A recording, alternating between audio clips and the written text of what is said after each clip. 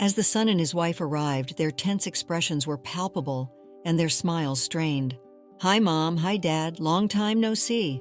Nice to meet you, George. And congratulations on your 24th wedding anniversary," they greeted, their voices tight with nerves. "I am Catherine. I am resilient and I endured years of abuse but found strength in protecting my son. Welcome.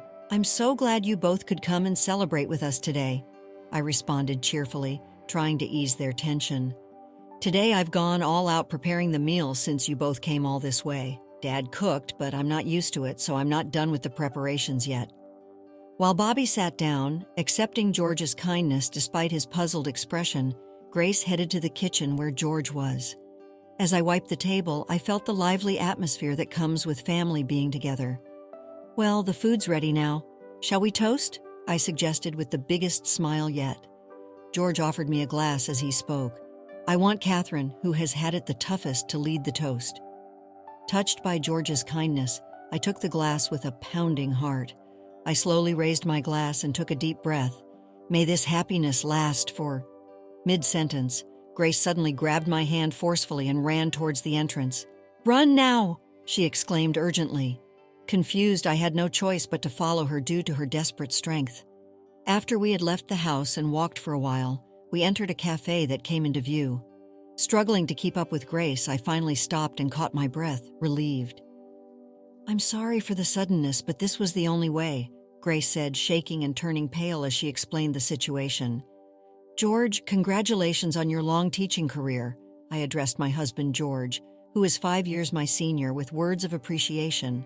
Having served as a high school teacher for over 30 years, George retired this spring. "Yeah, as usual," George responded indifferently, relieved that he had replied. Suddenly, a dusty old photograph on the desk in my room caught my eye. It was a cherished shot from our wedding, both of us looking radiant. I couldn't help but sigh. If only we could go back to those days. Back then, George was kind.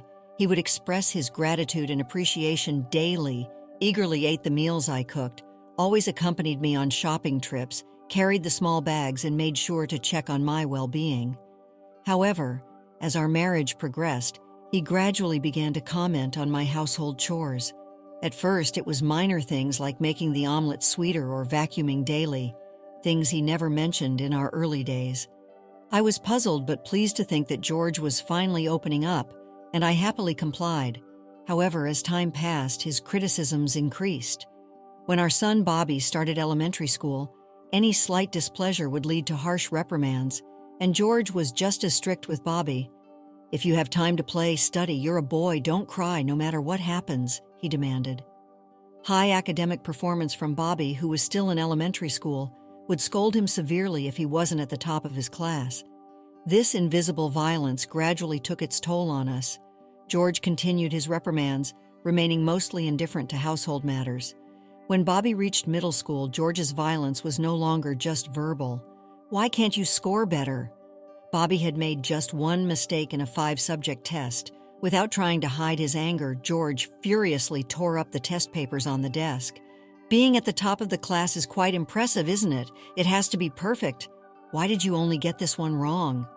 Hesitantly, I wanted to acknowledge Bobby's hard work and spoke up. "Everyone makes mistakes. It's because you coddle him like that. I've been embarrassed because of you."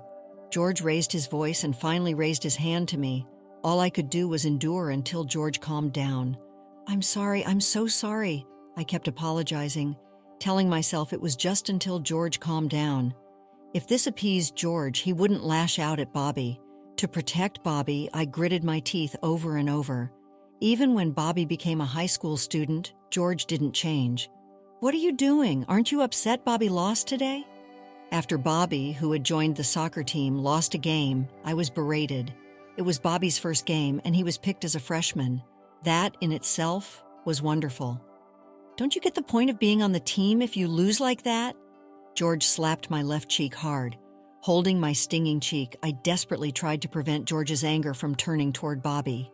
The other team was the top national contender, and Bobby managed to score 2 goals against them. If he can score 2, he could have scored 3. Then he slapped my right cheek hard. "Tell him I won't tolerate another disgraceful performance next time." George seemed satisfied after hitting both my cheeks and left with a parting shot. I will not let him lay a hand on Bobby. While cooling my cheeks with ice, I kept reassuring myself. Every time Bobby's grades or test results came out, George would become violent toward me. "Mom, your face!" Bobby came running to me, about to cry. "It'll heal quickly. Don't worry, Bobby." I tried to force a smile, but my swollen cheeks wouldn't cooperate. "It's my fault, isn't it?" "No, it's not, Bobby. You've done nothing wrong. If only I had better grades." "Please, Mom, stop covering for me." His plea pained my heart. Protecting their child is a parent's job, but I don't want to see you hurt anymore because of me. Clutching his fists, Bobby strained to speak. "If Dad ever hits you and you end up all bruised, I won't be able to handle high school." That might be true, but life is only once. I want Bobby to fully enjoy his youth in high school. I gently touched Bobby's shoulder and tried to explain.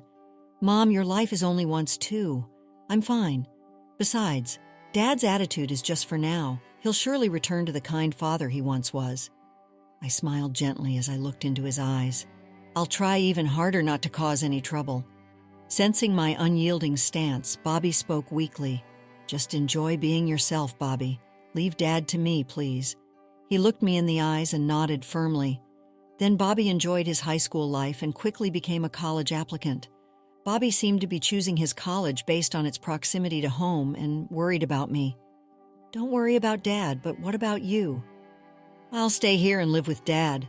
Bobby looked at the marks on my arm with a face like he had swallowed a bitter bug. "Really? Must you?" "Yes, and you know I'm not strong, right? Too much change might be too much for me." I had always tended to get sick when traveling. "Okay," reluctantly Bobby conceded. Bobby worked hard and successfully got into his desired university, a considerable distance away, requiring a railroad train journey. George had always been critical of Bobby, but since the university was prestigious, he seemed unusually satisfied. "Take care, Mom. I'll do my best." Bobby, on the verge of tears, gripped my hand and then left for his new life. After Bobby moved to college, the physical violence from George subsided, but the scolding continued. "Catching a cold again? Are you faking it? Don't roam around in front of me dressed so sloppily." While I was often criticized about my health and appearance, it was better than being hit. My joy during those days was hearing from Bobby.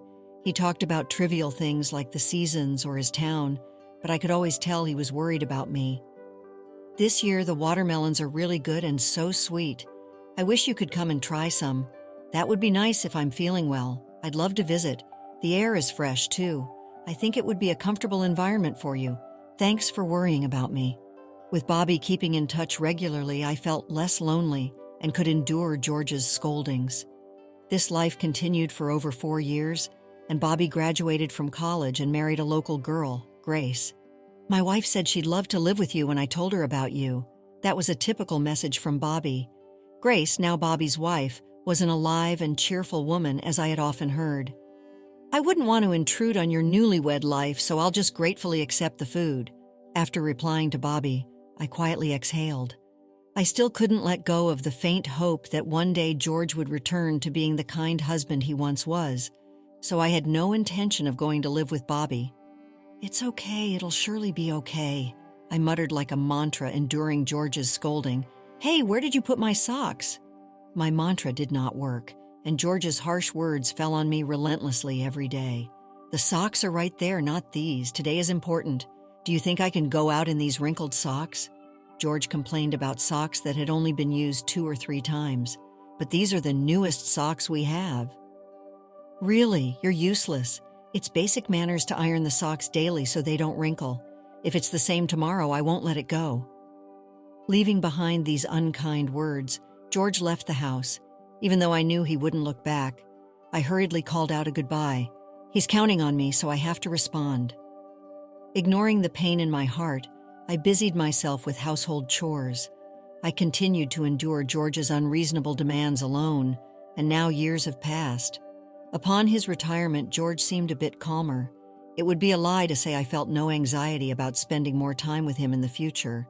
Still, I forced myself to see kindness in his actions and was disgusted with myself for still searching for the man he once was. Unable to let go of my anxiety and faint hope, I found it hard to approach the living room where George spent his days. I watched TV only when he was in the room. A dish George might like was featured on the program. Deciding what to make for dinner that evening, I turned off the TV and prepared to go shopping, dressing warmly since the forecast said the high would only be 41 F even though it was April. Hey, pause for a moment. Would you care to support us? Like this video and subscribe for more. Now let's dive back into the story. Just as I was about to leave the house, as usual, George called out from behind, "Wait a minute, I'll come with you to carry the bags." Surprised by his unexpected offer, I almost dropped my bag. "It would be cold to walk. I'll take the car out." Watching George quickly get ready, I pinched the back of my hand to see if I was dreaming. I pinched the back of my hand to keep it from being noticed, but it probably hurt more than if I had pinched my cheek. Come to think of it, I hadn't received a single insult today. "All right, let's go then." As he urged me on, I got into the car. Then George said something even more surprising. "You can rely on me, you know." Unable to believe he was the same person as the day before, I reflexively replied, "Yes." What had happened to him? George, perhaps noticing I shivered from the cold, quietly turned on the heater. "Thank you." George glanced at me and smiled. It had been decades since I last saw George smile. It had been so long that I was shocked and instinctively looked away. 5 minutes into the car ride, George spoke again. "I'm sorry, I've been under a lot of stress from work and I've been taking it out at home." I see. Given his job as a teacher, he must have faced considerable pressure from many students and their parents. "I'm a flawed person. Instead of being supportive, I've hurt the family I care about, which is the worst." Seeing George's remorseful expression, tears naturally started flowing from my eyes. My kind husband, whom I had always believed in, had returned. "Thank you for working so hard for us. I've always known and believed you're a kind person. I'm lucky to have such a great wife." Embarrassed, George smiled, and I found myself smiling too. "Thank you. Let's keep it up from now on." "Of course." From that day, George acted as if he was trying to make up for lost time. "I don't know if it's enough to pay you, but I want to be there for you, Catherine," George said with a serious look, and he took the initiative to care for my health and do the cooking. "You're already helping a lot. Thank you so much." I felt grateful that I had kept my faith in him. As the seasons changed, it was around the time when the osmanthus fragranced the air again. This year, Bobby and his wife, Grace, had planned to come over to celebrate our silver wedding anniversary. I wonder if it's okay for Grace to meet Dad. Up until just before their visit, Bobby was worried about George's behavior. "It's fine. He doesn't say harsh things to me anymore, and he's very kind, really." Although I had visited Bobby and Grace by myself before, this was the first time they would come to our house. "If you're that worried, I'll talk to Dad." With that, Bobby would feel differently after hearing George's words. "Hello, is that Bobby?" I handed the phone to George, who exchanged greetings, albeit awkwardly. "Bobby, I'm sorry. I've been on edge because of work stress, and I've been too hard on both your mom and you." I couldn't see Bobby's face on the other end of the phone, but I could tell from George's demeanor that some of the tension had eased. After a few more minutes of conversation, George hung up, satisfied. "They're coming all the way here, so I want to entertain them myself," George said. The relationship between George and Bobby had never been good, to put it mildly. However, I was genuinely happy that he was trying to make amends. "I'm thinking of doing a home party and I'll cook everything myself. I've been a burden for so long, I want you to relax," George suggested. "That sounds wonderful. Bobby and Grace will be delighted," I replied, filled with gratitude and emotion from his proposal. "If that's the case, I'll gladly take you up on your offer. Sure, leave it to me." Excitedly, I began to think about what else I could do for Bobby and his wife's visit. "Then I'll do the cleaning. I'll be using the kitchen, so I'll handle that. Could you take care of the cleaning outside the kitchen?" I understood, and thus we cooperated in preparing to welcome Bobby and his wife. On the day they arrived, Bobby and his wife's expressions were tense and their smiles were strained. "Hi, Dad. Hi, Mom. It's been a while. Nice to meet you, George. And congratulations on your 24th wedding anniversary. Welcome. I'm so glad you both could come and celebrate with us today," I cheerfully responded, trying to ease their tension. "Bobby has grown up, catching such a beautiful wife." George also casually spoke to Bobby. Dad seemed unsettled by his father's unusual gentleness. Today, I've gone all out preparing the meal since you both came all this way. Dad cooked, but I'm not used to it, so I'm not done with the preparations yet. George shrugged, showing his bandaged left hand, hinting at how many times he had cut himself. Thank you, just knowing you tried means a lot. Bobby sat down, accepting George's kindness despite being puzzled. Grace headed to the kitchen where George was. If it's still in progress, I'd be happy to help out if you don't mind. As I wiped the table, I felt the lively atmosphere that comes with the family being together. Grace's active involvement with George naturally brought a smile to Bobby's face. Seeing this, I felt immensely happy. Well, the food's ready now. Shall we toast? With the biggest smile yet, George offered me a glass as he spoke. I want Catherine, who has had it the toughest, to lead the toast. Touched by George's kindness, I took the glass with a pounding heart. I slowly raised my glass and took a deep breath. May this happiness last for... Mid-sentence, Grace suddenly grabbed my hand forcefully and ran towards the entrance. Confused, I had no choice but to follow her due to her desperate strength. After we had left the house and walked for a while, we entered a cafe that came into view. Struggling to keep up with Grace, I finally stopped and caught my breath, relieved. I'm sorry for the suddenness, but I had no other choice. Grace was trembling and turned pale as she explained the situation. What? As she spoke, I felt the color drain from my face. Grace said that when she was preparing the drinks, she tried to carry a glass, and George strongly objected. I've been watching his actions secretly so he wouldn't notice me. George, looking around nervously, poured a drink into one of the glasses and then added something finely chopped. It was aconite. Aconite? I hike as a hobby and the mountains can be quite dangerous, she explained, rubbing her arms with both hands. There are many dangerous plants, things that shouldn't be eaten, and I've researched the mountain flora extensively, so I recognized it immediately, even though I've never seen aconite. I knew it was poisonous. The beautiful purple substance in the glass looked stylish.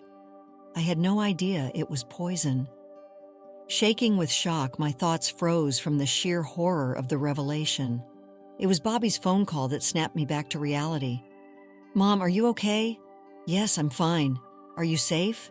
Bobby sighed, telling me what had happened at home. It seems Dad didn't expect you to leave. He was in a daze for a while. It seems he was stunned and hadn't noticed you nearby when I escaped. Then suddenly he realized what happened and hurried out of the house, so he might be looking for you. The cafe we were in was nestled in a complex network of alleys and wouldn't be easy to find. But I couldn't shake my anxiety. However, don't worry. I've installed a location tracking app on Dad's phone. Bobby had given us mobile phones when he moved out so we could contact him immediately. I never thought the tracking app would come in handy like this. Bobby chuckled bitterly, seemingly struggling to contain his anger at what his father had attempted. Also, I was able to check his computer, Bobby said. Grace had asked him to check if there was any history of obtaining aconite. Since I don't use a computer, George probably let his guard down. Bobby found that the computer wasn't even locked, and on George's computer was a purchase history for aconite and messages from a woman George was involved with, who was plotting to kill me for insurance money. The reason Dad suddenly became nice was probably to let your guard down. Bobby's murmur dissolved into the air over the phone. After hearing everything, I felt as if I had been slapped awake. That George could, like a life flashing before my eyes, I revisited his past behavior. Indeed, since Bobby had left home, the violence had stopped. Back then, the sensation of violence had lulled me into a false sense of security, and I hadn't considered other possibilities. By that time, he had already been involved with another woman, and when he started being kind to me, he must have already planned everything. It was fortunate that Bobby and Grace came to celebrate, and that Grace knew about aconite, because if I had been alone, reflecting on it, there were many unnatural aspects. Even in preparation for our silver wedding anniversary, George had taken complete control of the kitchen. It was all to carry out his plan. Thinking of the worst, I got goosebumps all over my body. Bobby, thank you. I'm going to the police, okay? It looks like Dad is headed somewhere completely different. That's right. Now's our only chance. And so Grace and I decided to go to the police to report everything. Whatever happens, I will protect you, Catherine. Grace, you are so reliable. Encouraged by her strangely. My mind felt at ease. Grace's inherent cheerfulness lightened the atmosphere. Afterward, my divorce from George was finalized without incident. When the three of us returned home, although tired from the ordeal, there was a sense of relief in our expressions as we looked at each other. "I've arranged with a lawyer to get alimony from him. Thank you for everything." By that point, I had no more sympathy for George. Rather, I felt a weight lifted off my shoulders. Moreover, having been mentally affected by years of George's abuse and violence, I was regularly visiting the hospital for checkups, which led to the police getting involved with him.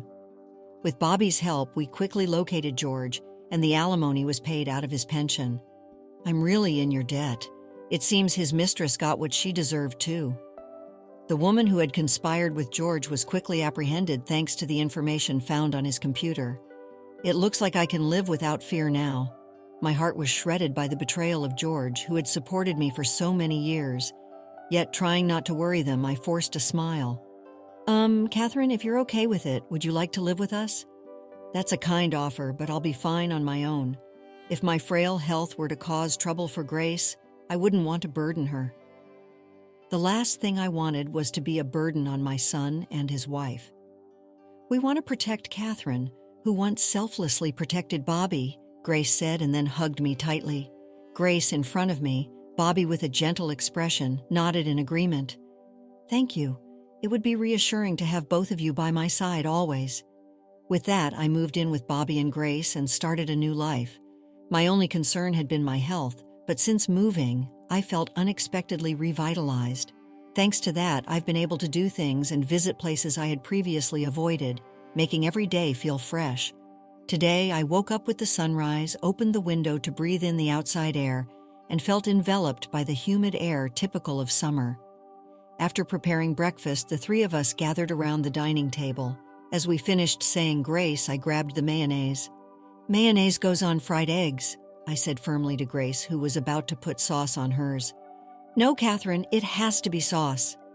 Even over such trivial matters, we could speak our minds naturally, and I felt like I had finally grasped true happiness. "Both of you, eat up quick or we won't be able to go anywhere." Bobby said this, almost like he was soothing children. "Where are you taking us today?" "Let's go to the dairy farm and get some ice cream. I'm excited. I need to make sure I'm fully prepared for the sun." Through these interactions with them, I felt the true sense of family and love I had finally obtained, and I resolved to keep working together. "May this happiness last forever." I silently recited the words I couldn't say that day, feeling my heart dance with joy.